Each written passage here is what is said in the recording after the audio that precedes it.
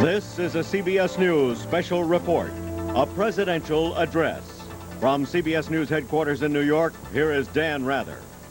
Good evening. President Reagan is about to deliver an address to the nation from the Oval Office. Subject, his version, one of many plans designed to overhaul the whole federal tax system. Basic message, the current system is widely seen as unfair and too complicated for almost anyone to understand. The president says his plan that he begins promoting with tonight's speech will make the system much more simple, much more fair, though some critics are already saying it favors the wealthy, that it won't be fair at all, just different. Now from the Oval Office, here's the president. My fellow citizens, I'd like to speak to you tonight about our future, about a great historic effort to give the words freedom, fairness, and hope new meaning and power for every man and woman in America. Specifically, I want to talk about taxes, about what we must do as a nation this year to transform a system that's become an endless source of confusion and resentment into one that is clear, simple, and fair for all. A tax code that no longer runs roughshod over Main Street America, but ensures your families and firms incentives and rewards for hard work and risk-taking in an American future of strong economic growth. No other issue goes so directly to the heart of our economic life. No other issue will have more lasting impact on the well-being of your families and your future. In 1981, our critics charged that letting you keep more of your earnings would trigger an inflationary explosion, send interest rates soaring, and destroy our economy. Well, we cut your tax rates anyway, by nearly 25%. And what that helped trigger was falling inflation, falling interest rates, and the strongest economic expansion in 30 years. We have made one great dramatic step together. We owe it to ourselves now to take another. For the sake of fairness, simplicity, and growth, we must radically change the structure of a tax system that still treats our earnings as the personal property of the Internal Revenue Service. Radically change a system that still treats people's earnings, similar incomes, much differently regarding the tax that they pay. And yes, radically change a system that still causes some to invest their money not to make a better mousetrap, but simply to avoid a tax trap. Over the course of this century, our tax system has been modified dozens of times and in hundreds of ways. Yet most of those changes didn't improve the system. They made it more like Washington itself, complicated, unfair, cluttered with gobbledygook and loopholes designed for those with the power and influence to hire high-priced legal and tax advisors. But there's more to it than that. Some years ago, an historian, I believe, said that every time in the past when a government began taxing above a certain level of the people's earnings, trust in government began to erode. He said it would begin with efforts to avoid paying the full tax. This would become outright cheating and eventually a distrust and contempt of government itself until there would be a breakdown in law and order. Well, how many times have we heard people brag about clever schemes to avoid paying taxes, or watched luxuries casually written off to be paid for by somebody else, that somebody being you? I believe that in both spirit and substance, our tax system has come to be un-American. Death and taxes may be inevitable, but unjust taxes are not. The first American Revolution was sparked by an unshakable conviction. Taxation without representation is tyranny. 2 centuries later, a second American Revolution for hope and opportunity is gathering force again. A peaceful revolution, but born of popular resentment against a tax system that is unwise, unwanted, and unfair. I've spoken with and received letters from thousands of you, Republicans, Democrats, and Independents. I know how hungry you are for change. Make no mistake, we, the sons and daughters of those first brave souls who came to this land to give birth to a new life in liberty, we can change America. We can change America forever. So let's get started. Let's change the tax code to make it fairer and change tax rates so they're lower. The proposal I'm putting forth tonight for America's future will free us from the grip of special interests and create a binding commitment to the only special interest that counts. You, the people who pay America's bills.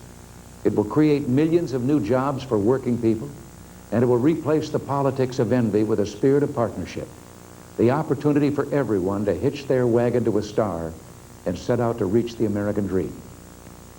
I'll start by answering one question on your minds. Will our proposal help you?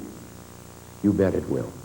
We call it America's tax plan because it will reduce tax burdens on the working people of this country, close loopholes that benefit a privileged few, simplify a code so complex even Albert Einstein reportedly needed help on his 1040 form, and lead us into a future of greater growth and opportunity for all.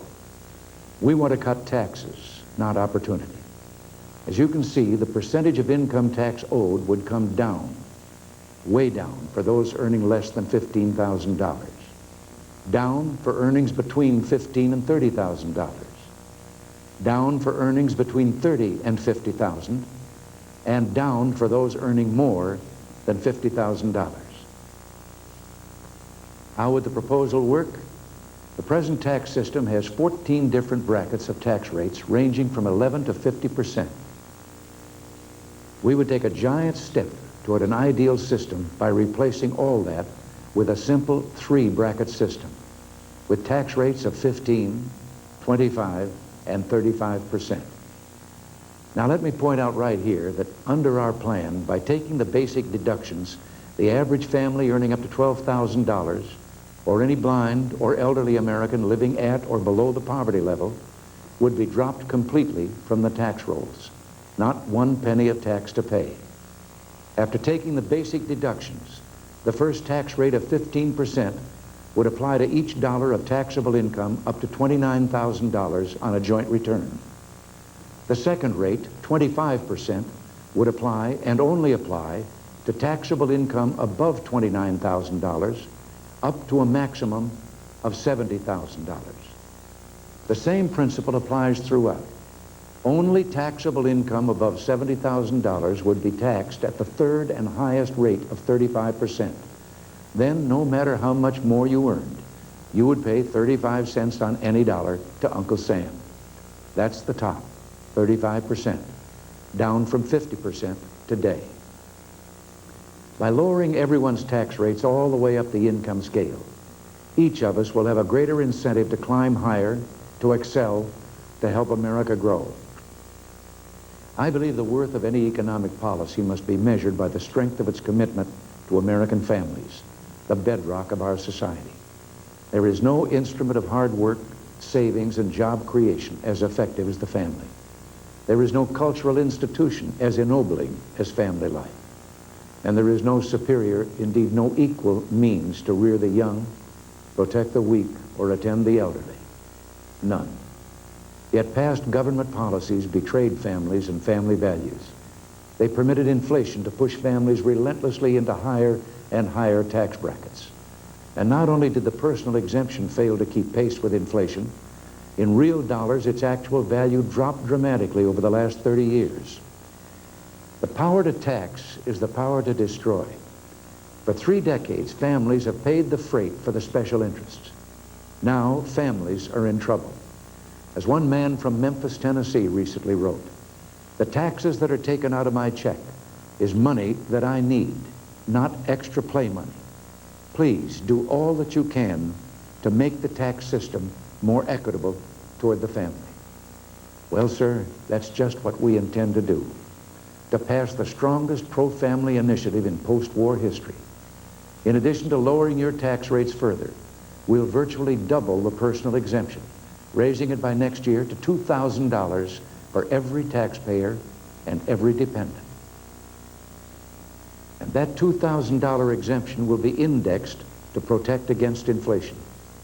Further, we will increase the standard deduction, raising it to $4,000 for joint returns. Beyond this, we intend to strengthen families' incentives to save through individual retirement accounts, IRAs, by nearly doubling to $4,000 the amount all couples can deduct from their taxable income. From now on, each spouse could put up to $2,000 a year into his or her IRA and invest the money however they want. And the value of the IRA would not be taxable until they approach retirement. Some families could save more, others less. But whether it's $400 or $4,000, Every dollar saved up to $4,000 each year would be fully deductible from taxable earnings. Let me add that we would also raise by nearly a full third the special tax credit for low-income working Americans. That special incentive, a credit to reduce the tax they owe, would be raised from the present $550 to a maximum level of over $700. Now let's look at some examples of families in different income groups to illustrate how dramatically these incentives could help you to better your lives. Take a family of 4, struggling at a poverty-level existence with an annual income of $12,000. By nearly doubling the personal exemption and raising the standard deduction, we will, as I said before, guarantee that that family pays no income tax at all. But what if, being industrious, they go out and earn more, say $5,000 more? How much tax would they pay? Only 15 cents on each dollar of the additional $5,000. They would thus pay a total tax of only $750 on $17,000 of earnings. That's less than 5% on their total income. We're offering a ladder of opportunity for every family that feels trapped, a ladder of opportunity to grab hold of and to climb out of poverty forever. Now, let's take a larger working family, husband, wife, and 4 children, earning an income of $26,000 a year. Right away, under our plan, the value of that family's personal exemptions would be $12,000. Add to this the new higher standard deduction, and if they save a single IRA, this family could reduce the amount of income subject to tax by $18,000.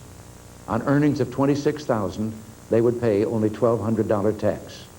Again, an effective tax rate of less than 5%. And now they could earn $17,000 more, and it would be taxed at only 15 cents on the dollar. Higher income couples would also see their effective tax rates lowered. A young married couple earning $40,000 and taking deductions could find themselves paying an effective tax rate of barely 10%. The power of these incentives would send one simple, straightforward message to an entire nation. America, go for it.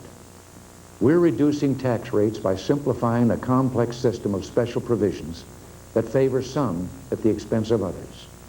Restoring confidence in our tax system means restoring and respecting the principle of fairness for all. This means curtailing some business deductions now being written off. It means ending several personal deductions, including the state and local tax deduction, which actually provides a special subsidy for high-income individuals, especially in a few high-tax states. 2/3 of Americans don't even itemize, so they receive no benefit from the state and local tax deduction. But they're being forced to subsidize the high-tax policies of a handful of states. This is truly taxation without representation. But other deductions widely used, deductions central to American values, will be maintained. The mortgage interest deduction on your home would be fully retained. And on top of that, no less than $5,000 in other interest expenses would still be deductible. The itemized deductions for your charitable contributions will remain intact. The deductions for your medical expenses will be protected and preserved. Deductions for casualty losses would be continued. So too would the current preferential treatment of Social Security. Military allowances will not be taxed, and veterans' disability payments will remain totally exempt from federal taxation. These American veterans have already paid their dues. The number of taxpayers who need to itemize would be reduced to 1 in 4. We envision a system where more than half of us would not even have to fill out a return. We call it the return-free system, and it would be totally voluntary. If you decided to participate, you would automatically receive your refund or a letter explaining any additional tax you owe. Should you disagree with this figure, you would be free to fill out your taxes using the regular form. We believe most Americans would go from the long form or the short form to no form. Comparing the distance between the present system and our proposal is like comparing the distance between a Model T and the space shuttle. And I should know, I've seen both. I've spoken of our proposed changes to help individuals and families. Let me explain how we would complement them with proposals for business. Proposals to ensure fairness by eliminating or modifying special privileges that are economically unjustifiable, and to strengthen growth by preserving incentives for investment, research, and development. We begin with a basic recognition. The greatest innovations for new jobs, technologies, and economic vigor today come from a small but growing circle of heroes, the small business people, American entrepreneurs, the men and women of faith, intellect, and daring who take great risks to invest in and invent our future. The majority of the 8 million new jobs created over the last 2.5 years were created by small enterprises, enterprises often born in the dream of one human heart. To young Americans wondering tonight, where will I go? What will I do with my future? I have a suggestion. Why not set out with your friends on the path of adventure and try to start up your own business? Follow in the footsteps of those 2 college students who launched one of America's great computer firms from the garage behind their house. You too can help us unlock the doors to a golden future. You too can become leaders in this great new era of progress, the age of the entrepreneur. My goal is an America bursting with opportunity, an America that celebrates freedom every day by giving every citizen an equal chance, an America that is once again the youngest nation on earth, her spirit unleashed and breaking free. For starters, lowering personal tax rates will give a hefty boost to the nearly 15 million small businesses which are individual proprietorships or partnerships. To further promote business formation, we propose to reduce the maximum corporate tax rate, now 46%, to 33%. And most small corporations would pay even lower rates. So with lower rates, small business can lead the way in creating jobs for all who want to work. To these incentives, we would add another, a reduction in the tax on capital gains.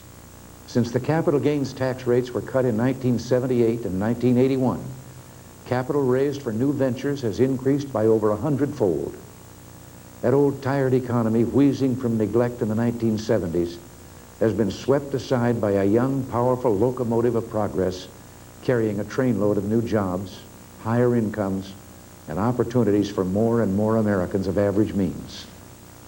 So, to marshal more venture capital for more new industries, the kind of efforts that begin with a couple of partners setting out to create and develop a new product, we intend to lower the maximum capital gains tax rate to 17.5%. Under our new tax proposal, the oil and gas industry will be asked to pick up a larger share of the national tax burden. The old oil depletion allowance will be dropped from the tax code, except for wells producing less than 10 barrels a day. By eliminating this special preference, we'll go a long way toward ensuring that those who earn their wealth in the oil industry will be subject to the same taxes as the rest of us. This is only fair. To continue our drive for energy independence, the current treatment of the costs of exploring and drilling for new oil will be maintained. We're determined to cut back on special preferences that have too long favored some industries at the expense of others. We would repeal the investment tax credit and reform the depreciation system. Incentives for research and experimentation, however, would be preserved. There is one group of losers in our tax plan: those individuals and corporations who are not paying their fair share, or for that matter, any share. These abuses cannot be tolerated. From now on, they shall pay a minimum tax. The free rides are over. This, then, is our plan, America's tax plan. A revolutionary first for fairness in our future, a long overdue commitment to help working Americans and their families, and a challenge to our entire nation to excel, a challenge to give the USA the lowest overall marginal rates of taxation of any major industrial democracy. And yes, a challenge to lift us into a future of unlimited promise, an endless horizon lit by the star of freedom, guiding America to supremacy in jobs, productivity, growth, and human progress. The tax system is crucial, not just to our personal material well-being and our nation's economic well-being. It must also reflect and support our deeper values and highest aspirations. It must promote opportunity, lift up the weak, strengthen the family, and perhaps most importantly, it must be rooted in that unique American quality, our special commitment to fairness. It must be an expression of both America's eternal frontier spirit and all the virtues from the heart and soul of a good and decent people. Those virtues held high by the Statue of Liberty standing proudly in New York Harbor. A great national debate now begins. It should not be a partisan debate, but the authors of tax reform come from both parties, and all of us want greater fairness, incentives, and simplicity in taxation. I'm heartened by the cooperation and serious interest already shown by key congressional leaders, including the chairman of the Senate Finance Committee, Republican Bob Packwood, and the chairman of the House Ways and Means Committee, Democrat Dan Rostenkowski. The pessimists will give 100 reasons why this historic proposal won't pass and can't work. Well, they've been opposing progress and predicting disaster for 4 years now. Yet here we are tonight, a stronger, more united, more confident nation than at any time in recent memory. Remember, there are no limits to growth and human progress when men and women are free to follow their dreams. The American dream belongs to you. It lives in millions of different hearts. It can be fulfilled in millions of different ways. And with you by our side, we're not going to stop moving and shaking this town until that dream is real.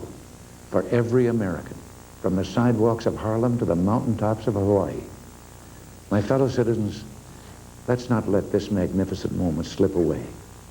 Tax relief is in sight. Let's make it a reality.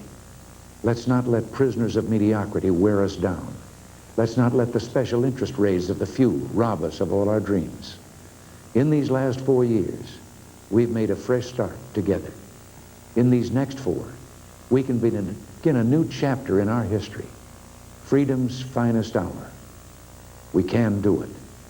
If you help, we will do it this year. Thank you. God bless you. Good night. President Ronald Reagan speaking live from the Oval Office in the White House, recapping the president's speech briefly in case you missed part of it or were distracted. President Reagan tonight called the current federal income tax system an endless source of confusion and resentment. His version of a plan to fix that, the president said, would whittle all the different tax brackets down to only 3 and reduce or eliminate many current tax deductions. Will our proposal help you? The president asked rhetorically, and then he answered, you bet it will.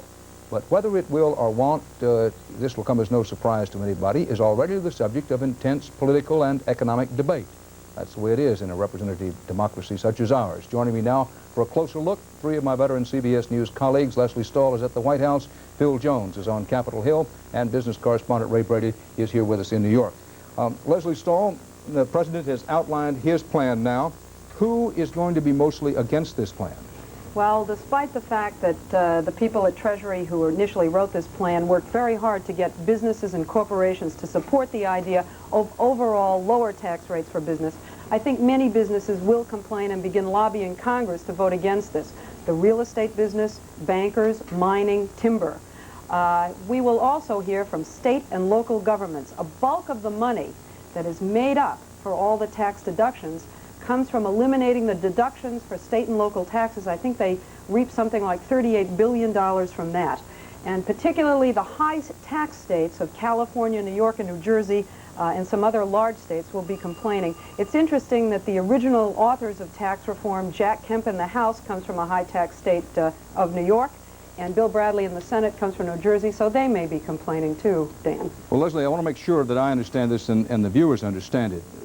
It's entirely possible in those states that while the federal tax rate for people would go down, that their overall taxes could go up because of what you just mentioned. That is very possible, although the White House makes the argument that overall tax rates will go down for just about everybody, but they may not go down as much for people in those states. Well, Phil Jones, this has a good chance, fair chance, or not such a good chance of getting through the Congress this year? Oh, Dan, no bets on that here tonight. The official Democratic response came from Dan Rostenkowski, who is chairman of the Ways and Means Committee, and he has praised the president for bucking the Republican tradition, which Rostenkowski says has always been to protect the big business and wealthy. Rostenkowski plans to start holding hearings on Thursday of this week. Even before the president had finished speaking tonight, Senator Kennedy had issued a statement saying the president deserves credit for embracing the fundamental principle of comprehensive tax reform. I talked with Senator Robert Packwood, who is chairman of the Finance Committee in the Senate, earlier tonight, and he said that if Rostenkowski and the Ways and Means Committee get moving quickly, he still thinks there can be a reform package on the president's desk by Christmas time. But on the other hand, I think Rostenkowski acknowledged tonight that the lobbyists have already started their campaign to divide the Congress, and it's going to be very difficult. I guess, you know, as they might say in Texas, I would expect the special interest groups to sort of jump on this like ducks on a June bug. Well, it doesn't sound to me from what you've said, Phil, that the mood in Congress, Republican or Democrat, is all that pessimistic.